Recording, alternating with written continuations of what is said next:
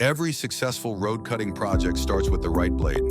In Kuala Lumpur, a customer carried out asphalt road trenching for a Maxxis fiber optic installation, a job that demands speed, control, and reliability.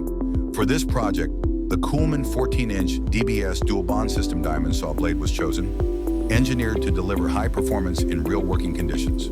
On site, the results were clear. During uphill cutting, the blade achieved an average cutting speed of approximately 1.78 meters per minute. When cutting downhill, the speed increased to around 2.2 meters per minute, all while maintaining a consistent 4-inch cutting depth. More importantly, the blade delivered outstanding stability.